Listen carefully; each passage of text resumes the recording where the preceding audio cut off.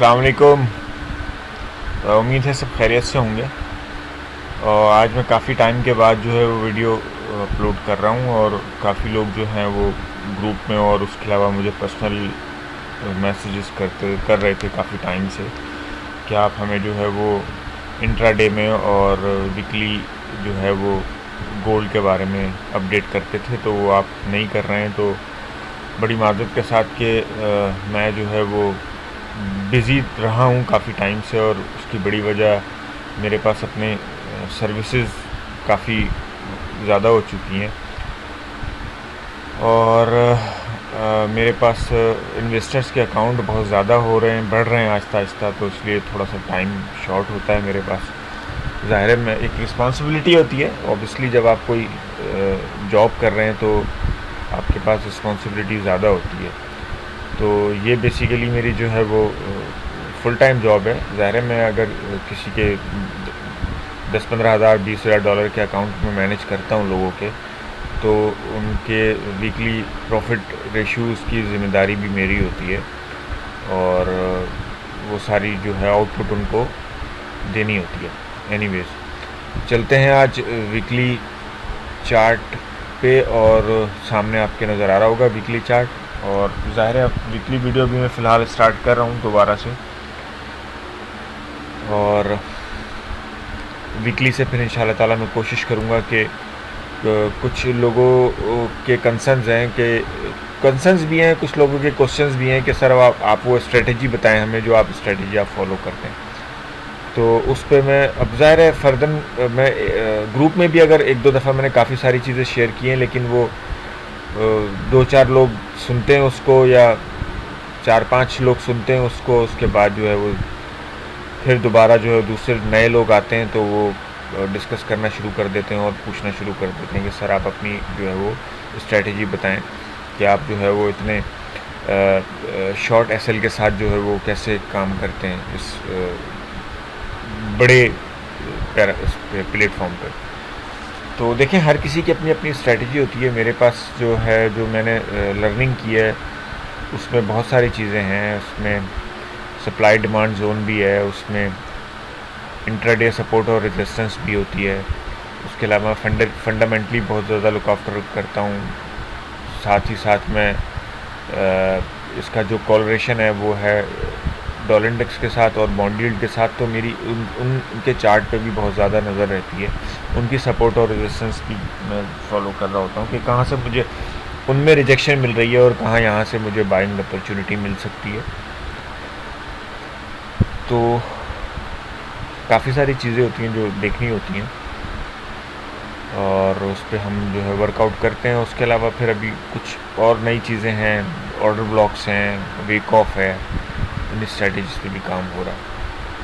तो ज़ाहिर है एक ये फील्ड ऐसी है कि इसमें टेक्नोलॉजी इंक्रीज़ हो रही है, तो नई से नई चीज़ें जो हैं वो हमें देखने को और सीखने को मिलती हैं, तो हम कोशिश करते हैं उसको इम्प्लीमेंट करें, उसके बाद फिर वो आप लोगों के साथ भी शेयर करें। तो कोशिश मेरी होगी कि मैं इंशाल्लाह ताला आप लोगों को जो है वो वीडियोस के थ्रू जो है वो सारी स्ट्रेटजीज़ जो मैं फ़ॉलो करता आया हूँ वो मैं आपको बता दूँ, ताकि जो है वो सब लोग जो हैं उससे फ़ायदा उठा सकें।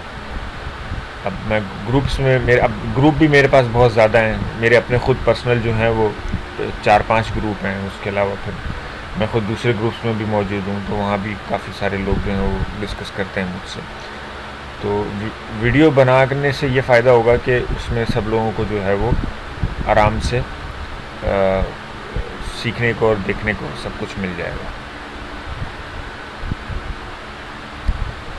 चलते हैं गोल्ड का वीकली चार्ट डिस्कस करना है आज। सामने हमारे वीकली चार्ट है, एक ट्रेंड लाइन आपको नज़र आ रही होगी। चलो मैं इसको थोड़ा सा शॉर्ट भी कर देता हूँ। ये देखें प्रीवियस एक ट्रेंड लाइन है जो कि हमारी ऑलमोस्ट 1200 के करीब से स्टार्ट हुई थी। यहाँ से एक बुलिश ट्रेंड था और मार्केट ने इस ट्रेंड को फॉलो किया और हमेशा जो है वो इस ट्रेंड पे रिस्पेक्ट ली। करंट सिनेरियो में जो है मार्केट 1-2-3 दफ़ा जो है वो 1600 ऑलमोस्ट 80 के लो बना के फिर यहाँ से जो है मार्केट ऊपर की तरफ गई है। लेकिन अब सिनेरियो जो है वो थोड़ा डिफरेंट हो गया है। मार्केट ने इस ट्रेंड लाइन को ब्रेक किया है। इसके नीचे मार्केट ने मार्केट सस्टेन करने की कोशिश कर रही है, लेकिन अभी तक मार्केट ने इसके नीचे एक अच्छी बेरिश कैंडल जो है जिसे हम कहते हैं वो परफॉर्म नहीं की है। लेकिन जो क्लोजिंग्स हमें मिल रही हैं वो इस ट्रेंड लाइन के नीचे ही मिल रही हैं लास्ट 2 वीक से। लेकिन यहाँ एक बहुत अच्छा सपोर्ट है 1720 1820 के लेवल पे, फिर उसके नीचे 1680 और 1690 के दरमियान में भी एक बड़ा अच्छा सपोर्ट है गोल्ड का। तो गोल्ड इसको जो है वो अपनी सपोर्ट को रिस्पेक्ट दे रहा है कंटिन्यूसली। अभी जो लास्ट वीक हमारा स्टार्ट हुआ वो एक बेरिश मूड में ही था, लेकिन मार्केट ने ऊपर देखे आप जाने की कोशिश की, और ये जो हाई आपको नज़र आ रहा है 1780 का, ऑलमोस्ट 80-81 का जो हाई है, ये मार्केट ने फ्राइडे को एनएफपी का जो डेटा आया था उसके इम्पेक्ट के ऊपर जो है वो मार्केट ने हाई बनाया। लेकिन यहाँ पे मार्केट ने सस्टेन नहीं किया। उसकी बड़ी वजह बहुत सारे लोगों ने मुझसे पर्सनली भी पूछा, तो मैं आपको बता देता हूँ कि देखें मार्केट का हाई बनाना इम्पॉर्टेंट नहीं होता,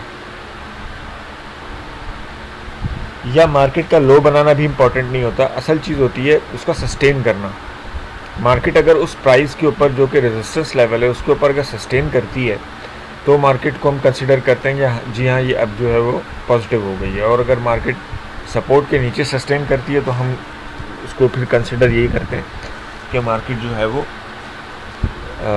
नेगेटिव हो गई है। लेकिन मार्केट ऑलमोस्ट 2 वीक से जो है वो रेंज में चल रही है। इस वीक में भी एक रेंज में ही रही मार्केट 1770 से फिर 1750-48 ऑलमोस्ट। उसके बाद जो है वो फ्राइडे को उसने 1780 के हाई बनाया, लेकिन मैनेज नहीं कर पाई अपने आप को उस प्राइस पे, और वहाँ से दोबारा जो है वो बिल्डअप हुआ सेलर्स का प्रेशर। सेलर्स का प्रेशर बिल्डअप यूँ हुआ कि जो अनएम्प्लॉयमेंट रेट था वो बहुत अच्छा आया था, एवरेज हॉर्ली अर्निंग अच्छी आई थी। उसके अलावा अगर आप ओवरऑल पूरे वीक में देखें तो डॉलर इंडेक्स के जो डेटा आए हैं, आईएसएम मैन्युफैक्चरिंग पीएमआई आया, उसके अलावा भी काफ़ी चीज़ें आई। अनएम्प्लॉयमेंट क्लेम्स इस दफ़ा के बेहतर आए थे। तो ओवरऑल स्ट्रक्चर जो पूरे वीक में रहा वो डॉलर इंडेक्स के लिए बेहतर था, और न सिर्फ डॉलर इंडेक्स के लिए बेहतर था, बॉन्ड यील्ड के लिए भी वो पॉजिटिव ही था। तो सिर्फ अगर हम ये कह दें कि एनएफपी का डेटा पुअर आया तो उस वजह से गोल्ड को ऊपर जाना चाहिए था, तो ये ज़रूरी नहीं होता। तो फंडामेंटल के बारे में भी जो है वो मैं कोशिश करूँगा कि आप लोगों को तफसील से जो है वो कुछ वीडियोस बना के जो है वो बता दूं कि डेटा ऐसा आता है तो उसका क्या इम्पेक्ट हो सकता है। क्योंकि हमारे पास जो इकोनॉमिक डेटा आते हैं पूरे मंथ में, उसमें सबसे मेजर जो होता है वो एक तो एफएमसी मीटिंग होती है, उसकी जो स्टेटमेंट्स होते हैं उसके ऊपर मार्केट बहुत ज़्यादा वॉलेटाइल होती है, market up and down moves देती है। और एनएफपी का डेटा होता है वो बहुत इम्पोर्टेंट होता है, सीपीआई का डेटा होता है वो बहुत इम्पोर्टेंट होता है। अनएम्प्लॉयमेंट क्लेम्स जो है वो वीकली आते हैं, तो वो तो क्रूशियल होते ही होते हैं हर वीक में। तो ये जो मार्केट ने इस वक्त गोल्ड ने इस टाइम जो कैंडल वीकली चार्ट पे जो प्रेजेंट की है वो है इंडिसीजन कैंडल। इसको हम कहते हैं इंडिसीजन, डॉजी कैंडल हम अपनी लफ्ज़ों में कहते हैं, लेकिन जो इसका प्रॉपर नाम है वो है indecision candle. I mean to say कि ये कैंडल जो है ये बायर्स के लिए भी एक मुश्किल होती है ये कैंडल, और इस बेयर्स के लिए भी मुश्किल होती है कैंडल। तो इससे 2 वीक पहले अगर आप देखें तो भी मार्केट ने एक ऐसी ही कैंडल बनाई थी, फिर उसके बाद मार्केट ने नीचे जाना स्टार्ट किया। मार्केट ने ऑलमोस्ट 1718-20 के लो बनाया। उसके बाद मार्केट में वहाँ से जो है वो ऑलमोस्ट मेरे ख्याल है 4 से 6 घंटे के अंदर जो मार्केट ने वहाँ से पुल बैक किया और मार्केट ने एक हैमर कैंडल बनाई। इससे हमें आइडिया हुआ था कि मार्केट जो है शायद अब ऊपर की तरफ जाने की कोशिश करेगी।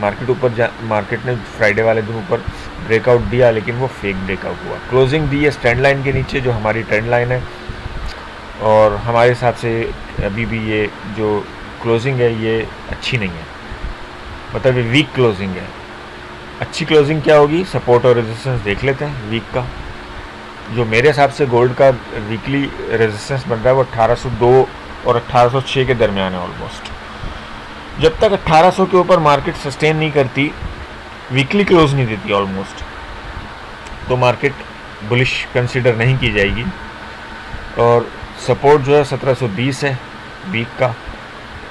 अगर इस 1720 के नीचे मार्केट क्लोज होती है तो हम इसको फिर 80-90% बेरिश कंसिडर करेंगे। उसका नेक्स्ट टारगेट जो है हम 1680 ऑलमोस्ट देखेंगे।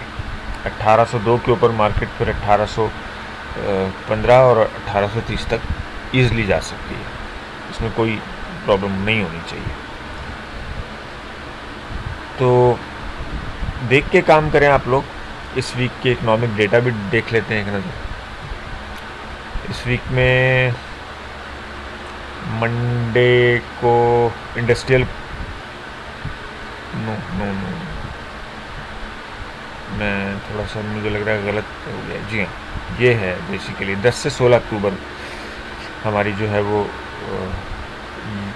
ये इस वीक की इकोनॉमिक डेटा है।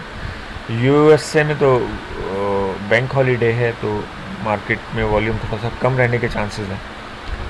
और ट्यूसडे को जो है कोई ख़ास डेटा नहीं है, ट्यूसडे को भी नॉर्मल ही होना चाहिए।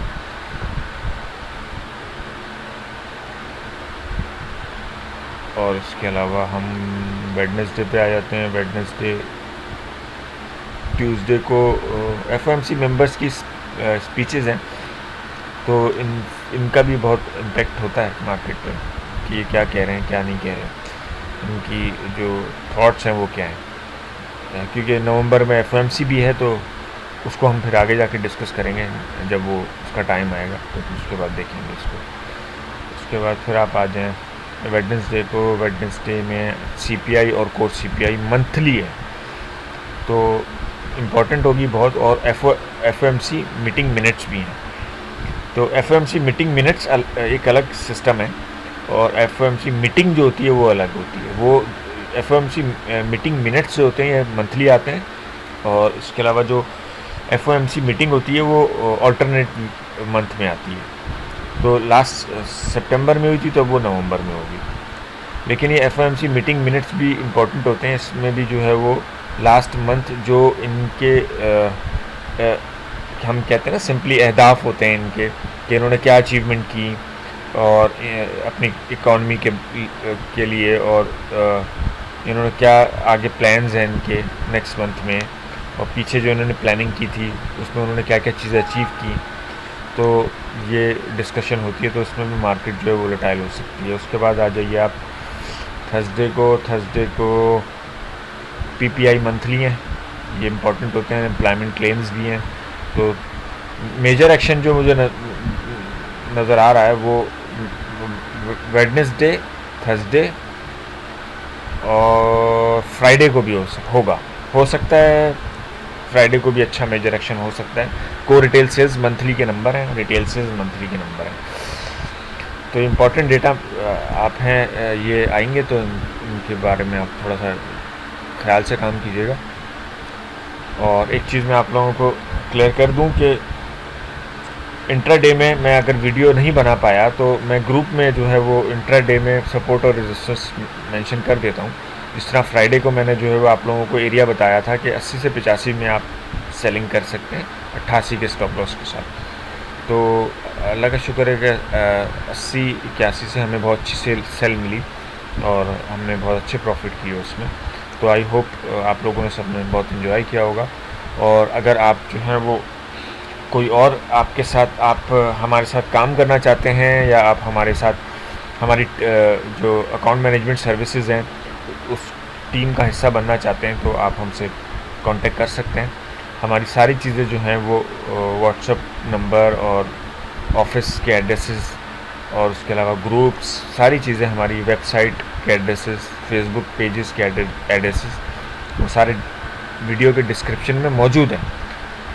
तो उसमें आप वहाँ से आप हमें बात कर सकते हैं हमसे, और जो भी डिस्कस होगा हम आपसे डिस्कशन कर लेंगे।